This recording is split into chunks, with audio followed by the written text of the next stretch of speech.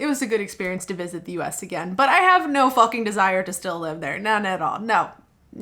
Hello everybody and welcome back to the channel. My name is Kayla Cosmos, and as some of you may know, I primarily was based in Taiwan for almost the entire life of my YouTube channel, but now we are out exploring the big bad world and I'm out here trying to live this nomadic life. But in today's video, we're not actually going to be focusing on a new location in my life. We're actually going to be focusing on the one that I grew up in. So some of you may be coming from another video I made called Why I Left the United States and Will Never Return. So if you are coming from that video, welcome to the update video. It's about 2 years later. But if you're not coming from that video, then that's totally cool too, and welcome to the channel. In today's video, we're going to be doing an update video that reflects on the video I made 2 years ago about why I left the United States. And I'm going to be discussing the topics like my grievances that I had about the US within the context of living in another country. Because when I initially made that first video, I was just starting to live abroad. And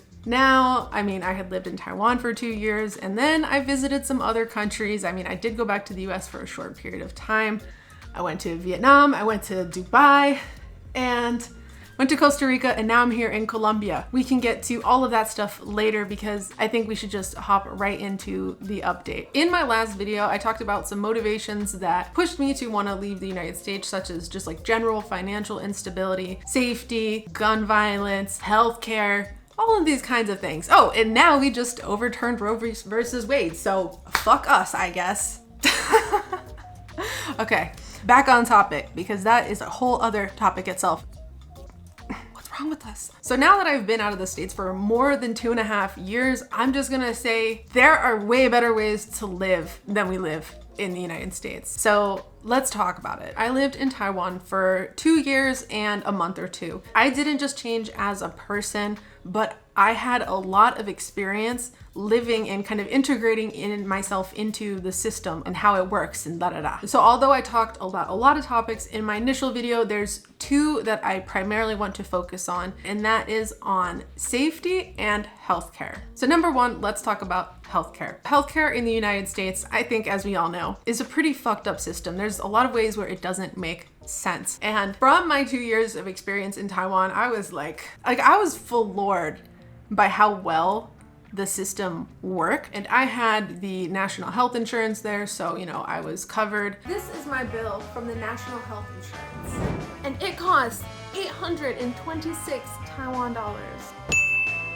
If you got affordable insurance, put your hands up. Hey! And it's so easy to get appointments. You can go to the registration and say, hey, I need to see this doctor, or this I need to go to this department, and they can ask you when do you want to come in, and you just give it to them, and then you get a number and you come in. It's really, really easy to see a doctor, and if you need to see one sooner, you can probably see one sooner. If you want to see one later, you can schedule it for later. It was really nice that I felt that I could actually fall back on a healthcare system and trust that it's not just going to try to fuck my life up at the end of the day, financially. And I know there's a huge argument that these countries probably pay really high taxes to have this happen, but in Taiwan, they only pay between 5 and 20% tax. The downside with the system is that I think people maybe use it too much.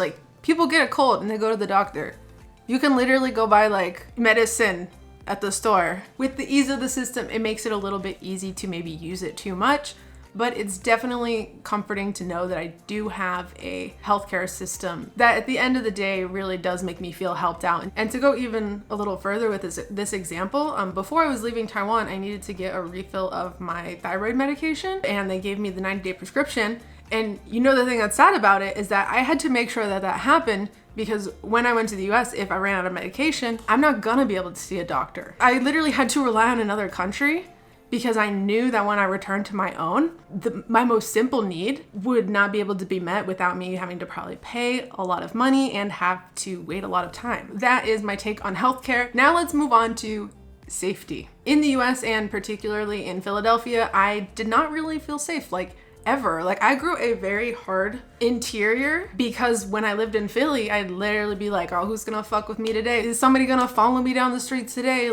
And I also dealt with tons of sexual harassment. So yeah, I'm ready for anything now. And even if you are somewhere safe in the United States, like, let's be fair, aren't we always kind of, you know, thinking about maybe mass shootings in the back of our mind, which is also another terrible reality. Like, it really sucks in the US because you literally sit around and think like, when's the next one? Technically there are mass shootings every day, but when you have ones like the one that just happened in Texas, 19 children, like, it really sucks because that's a reality in our head as well. Let me get off that topic and come back to the central thing. In Taiwan, I never felt so safe. I'm not gonna say it's 100%, 1000% safe all the time, but I will say this. I, for once, was able to walk down the street and not be harassed. I didn't worry about people robbing me. When I initially got to Taiwan, my guard was very up all the time, and then I was doing shit where I was like, girl, you don't need to like look behind your back all the time because that's not the life. This is not the life that you're living anymore. It really allowed me to actually be a better person because for once I wasn't worried about my safety and I was able to worry about other shit in my life that's actually important. I mean, safety is important, but you know what I'm saying? You guys know what I'm saying. So in conclusion, when you can walk to the doctors without being anxious about it, or you can walk out in the street without having to look over your shoulder every minute, or, you know, you can live somewhere where you can send your kids to school without worrying about their lives, like, that is what humans deserve to have. And I got to experience that. And that is not something that people experience all the time in the US, right? To varying degrees, we deal with these issues in the US. And in Taiwan, yes, to varying degrees, but way, way, way less problematic. Oh man, I definitely learned Americans, like, I feel like we must be in fucking La La Land to think of these things as normal. But when you do live somewhere where, you know, safety is actually a thing and good healthcare is actually a thing, you learn that everybody should be able to have these things. So those are just the two examples that I really wanted to focus on. I gotta say, Taiwan really changed my life, and I'm really grateful for all of my time there, and particularly living in, you know, a functioning system that seems to give a shit about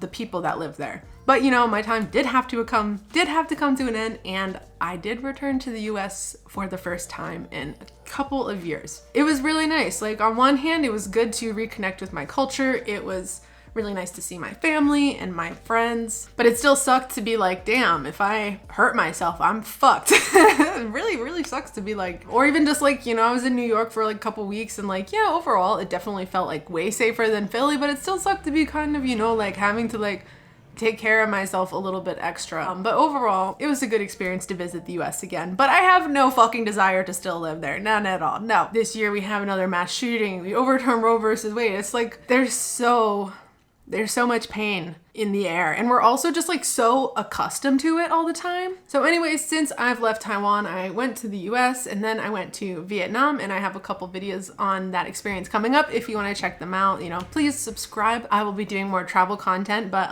then I went back to the US, and then I was in Costa Rica for a month, and now I am in Colombia, in Medellin, which is where I'm staying. It's definitely not as safe as Taiwan, but it still feels much safer than Philly. Like, statistically, it's safer than Philly, and it feels way safer than Philly. I also have safety wing insurance, which is really awesome healthcare for anybody that just is constantly traveling. And so I know if in the future I need to go to the doctor for some type of emergency, I will be covered, thankfully. And even out of pocket here, it shouldn't cost too much if I need anything. Also very awesome, the medication that I need, I can literally just get over the counter here in Colombia. I'm very lucky to be able to experience the world in this way. I'm very lucky to have an American passport at the end of the day. So anyways, y'all, thank you so much for watching my update video, because I'm just out here to share my story on like how life outside of the US can be better. I still love my country. I know that I just don't really belong there.